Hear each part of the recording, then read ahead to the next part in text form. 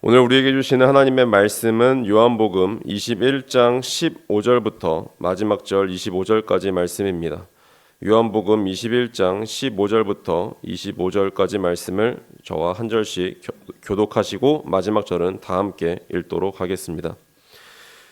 그들이 조밥 먹은 후에 예수께서 시몬 베드로에게 이르시되 요한의 아들 시몬아 내가 이 사람들보다 나를 더 사랑하느냐 하시니 이르되 주님 그러하나이다. 내가 주님을 사랑하는 줄 주님께서 아시나이다. 이르시되 내 어린 양을 먹이라 하시고 또 두 번째 이르시되 요한의 아들 시몬아 네가 나를 사랑하느냐 하시니 이르되 주님 그러하나이다.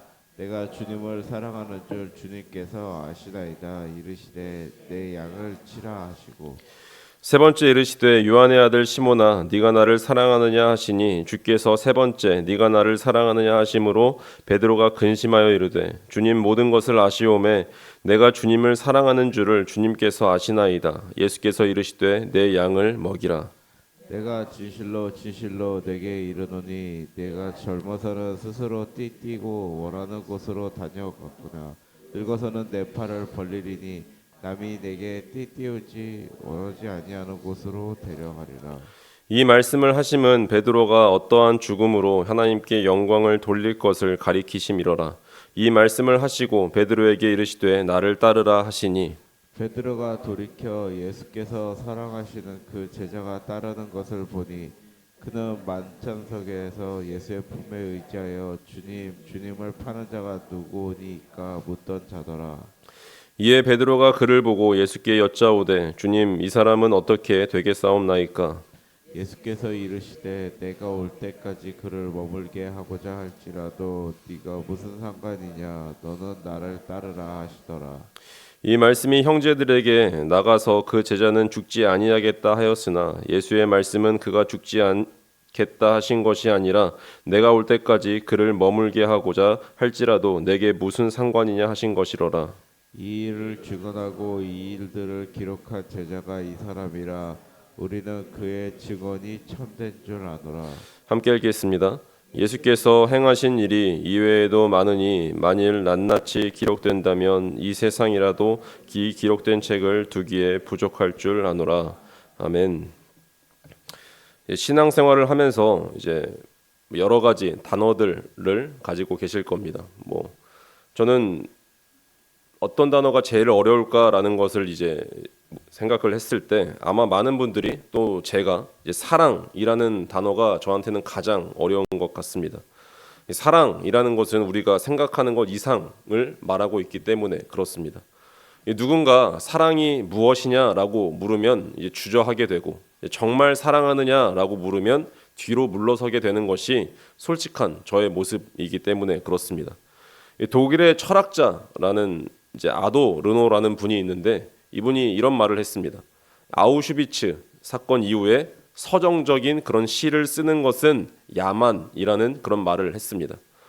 그래서 이 시인 최명란이라는 분은 이 말을 빌려서 아우슈비츠 이후에라는 그런 시를 쓰셨는데 이제 비극적인 역사 속에서도 여전히 밥을 먹고 연애를 하며 사랑과 관계없이 돌아가는 세상을 향해 모든 신앙도 장난이다라는 그런 말을 이제 했습니다. 이분들이 하는 그 말의 포인트는 그거죠. 사랑이 빠진 신앙, 고통받는 이웃에 대한 눈물이 없는 종교는 그저 하나의 장난이나 종교적 퍼포먼스에 불과하다라는 그런 의미로 이제 이런 시들을 쓰는 것입니다. 그렇기 때문에 오늘 본문은 바로 이 장난 같은 신앙에 빠질 뻔했던 이 베드로에게 그리고 우리에게 찾아오셔서 네가 나를 사랑하느냐라고 물으시는 그 주님의 음성을 담고 있습니다.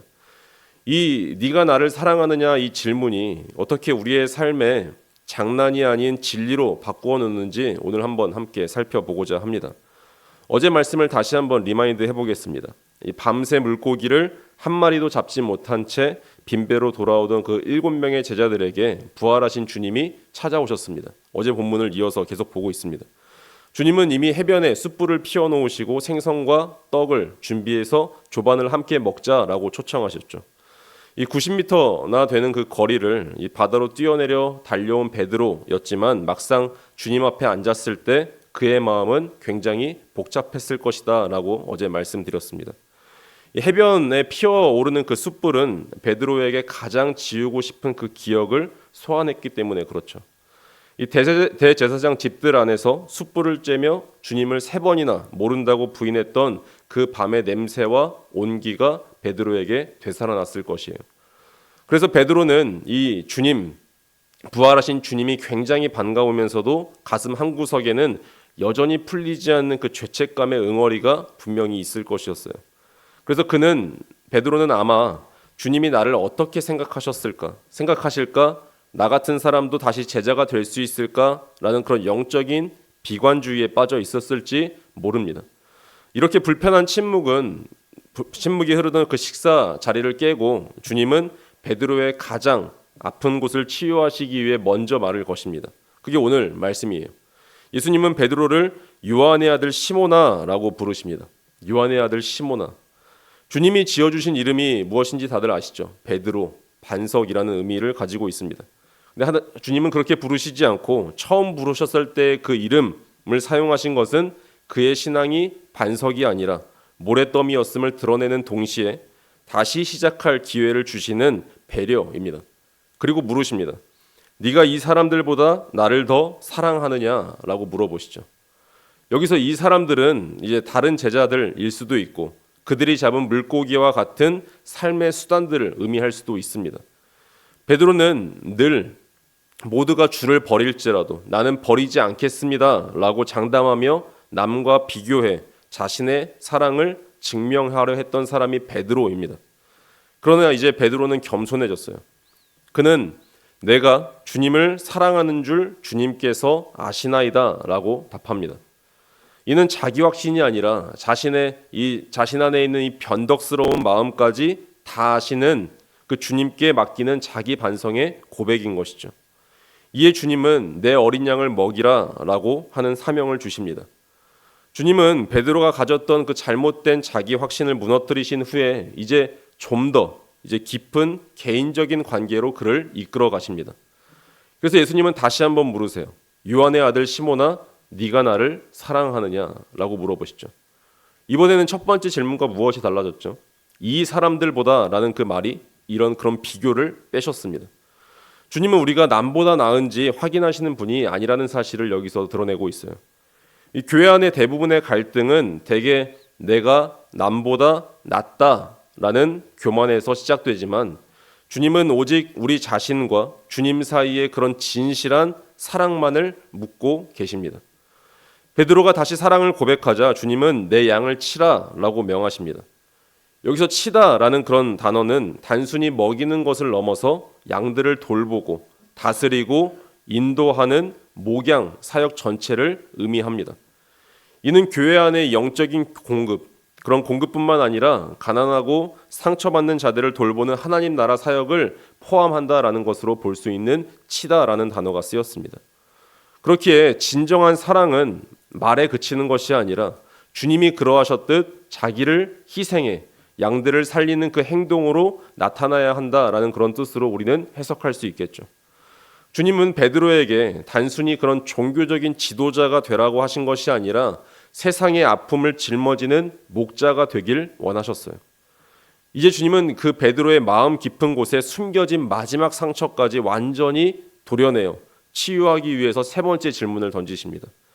주님이 3번째로 같은 질문, 네가 나를 사랑하느냐라는 질문을 던지자 베드로는 근심에 빠집니다. 이 3번째 질문 앞에서 자신의 가식을 완전히 내려놓습니다. 그는 이제 주님이 자신의 대답을 믿지 못하시는 것이 아니라 자신이 3번 부인했던 그 치부를 주님이 꼭 해결하고 넘어가려 하신다는 사실을 깨달았던 것이죠. 그래서 베드로는 힘 빠진 목소리로 고백합니다. 주님, 모든 것을 아시오메라고 대답하죠. 이 고백은 이렇게 해석할 수 있죠. 나는 언제든 주님을 부인할 수 있는 작은 사랑을 가진 자일 뿐이지만 그런 나를 용서하시는 주님의 은혜로만 사랑하겠습니다. 라는 진정한 회심의 고백이 아닐까요? 주님은 바로 이런 겸손한 사랑을 가진 자들을 통해 교회를 세우기를 원하십니다. 사랑이 없으면 예배도 교회도 그저 장난이지만 이 사랑이 회복될 때 진정한 제자의 삶이 시작되는 것이죠. 이렇게 베드로의 사랑을 확인하신 후에 주님은 이제 그 사랑이 가야 할 마지막 증언, 마지막 종착지인 십자가를 보여주십니다. 그래서 주님은 베드로의 미래를 예언하세요. 늙어서는 내 팔을 벌리리니 남이 내게 띠띠우고 원하지 아니하는 곳으로 데려가리라 라고 주님은 예언하십니다. 팔을 벌린다라는 그 표현은 이 고대 사회에서 십자가형을 암시하는 관용구입니다. 주님은 베드로가 십자가 처형을 통해서 하나님께 영광을 돌릴 것을 암시하시면서 그에게 다시 한번 나를 따르라 라고 말씀하세요. 이 부르심은 단순히 그냥 뒤를 쫓으라 라는 뜻이 아니라 나를 사랑하라, 내 양을 먹이라, 그리고 내가 간 그 십자가, 그의 그 길까지 끝까지 오라 라는 그 모든 사명의 집약체입니다. 베드로가 과거에는 자기를 위한 그 신앙으로 살았다면 이제는 주님의 계명에 순종하여 자신의 인생을 주님께 온전히 맡겨드리는 삶을 살게 될 것입니다. 사랑의 완성은 그래서 내가 죽어 남을 살리는 십자가에 있기 때문에 그렇습니다. 그런데 베드로는 이 엄숙한 순간에도 다시 한번 인간적인 본능에 휘말려 곁에 있는 동료 이 요한을 보면서 이제 바라보고 있죠. 베드로는 곁에 있던 그 요한을 보고 묻습니다. 주님, 이 사람은 어떻게 되겠습니까? 라고 묻죠. 자신은 고난과 죽음, 십자가형을 당할 텐데 주님이 사랑하시는 이 요한은 어떤 대우를 받을지 궁금했던 것이겠죠. 비교하고 싶었던 것입니다. 우리 역시 이 타인의 사명이나 보상을 보면서 이 비교라는 함정에 빠질 때가 너무나 많습니다. 그런데 주님은 단호하게 말씀하십니다. 그를 머물게 하고자 할지라도 내게 무슨 상관이냐? 너는 나를 따르라 라고 주님은 반복해서 말씀하세요. 저는 이것을 보면서 그런 것들을 느꼈던 것 같아요. 각자에게 다른 사명을 주시는구나. 베드로는 목자로, 또한 요한은 증인으로 부름받았습니다. 누구는 죽음으로, 누구는 긴 삶의 기록으로 영광을 하나님께 돌립니다. 중요한 것은 남이 어떤 길을 가는 것이 아니라 지금 내가 주님의 음성에 순종하고 있느냐라는 것입니다. 우리는 각자에게 주신 그 고유한 은사에 감사하며 오직 주님께만 초점을 맞춰야 하지 않을까요? 말씀을 맺겠습니다. 요한복음은 예수님이 행하신 일을 세상에 다 두기에도 부족할 것이라는 찬사로 마무리가 됩니다. 오늘 25절 말씀이죠. 하지만 이 방대한 기록의 목적, 21장까지의 이 방대한 기록의 목적은 오직 하나입니다.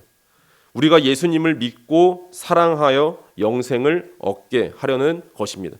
그 한마디로 끝이에요. 오늘 이 새벽 주님은 우리에게도 동일하게 물으십니다. 네가 나를 사랑하느냐?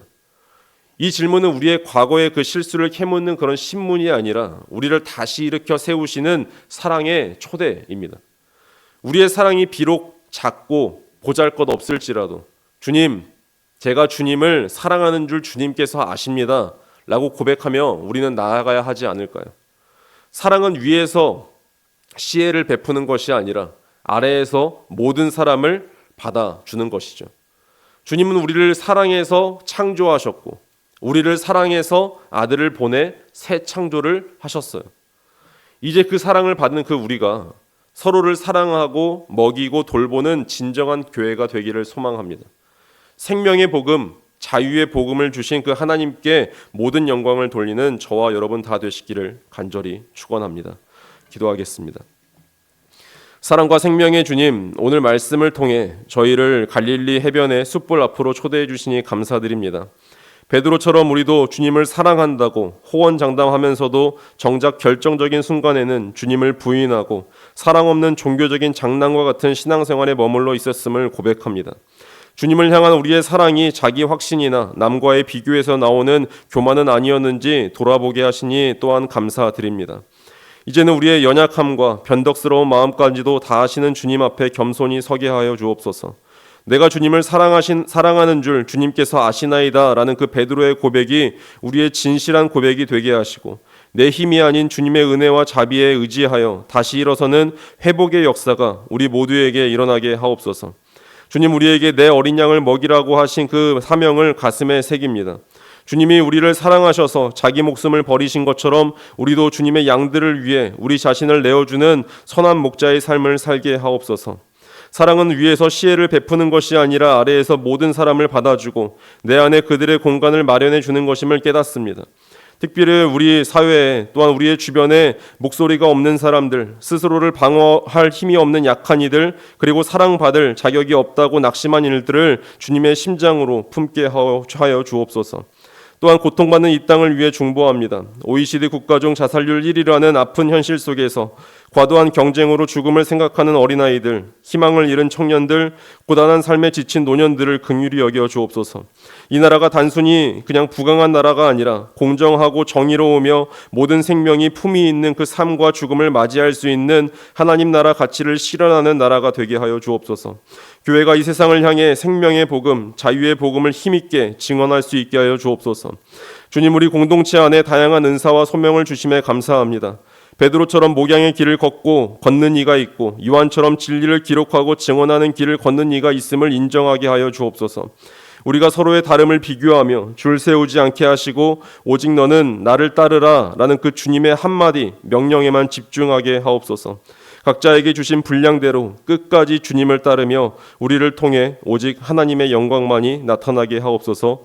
이 모든 말씀 우리를 끝까지 사랑하시고 우리에게 참된 생명을 주시는 예수 그리스도의 이름으로 기도드립니다. 아멘.